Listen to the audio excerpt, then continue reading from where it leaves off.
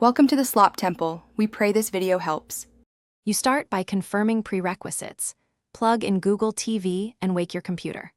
Once done, join both devices to the same Wi-Fi network or connect via Ethernet for stability. Make sure the Google TV firmware and the casting app on your computer are updated. You should also enable Miracast or Chromecast features on the TV. This allows direct screen sharing.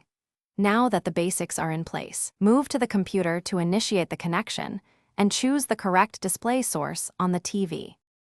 On your computer, open Chrome or the display settings and select Cast or Project. You will see your Google TV listed by name. Click it to connect.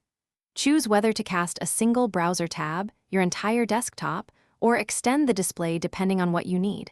Casting the desktop gives full control, while casting a tab uses less bandwidth. Once the session starts, adjust resolution and audio output in system settings to match your TV. This prevents lag and ensures clear sound.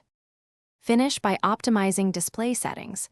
Set resolution and frame rate that match your Google TV to avoid scaling artifacts. Make sure audio output is routed to the TV if you want sound there. If performance lags, switch to Ethernet or a 5 GHz Wi-Fi band to lower latency. If the connection fails, reboot both devices, re-enable casting features, and check any firewall or VPN that could block discovery. This single troubleshooting step solves most failures, and then try reconnecting again.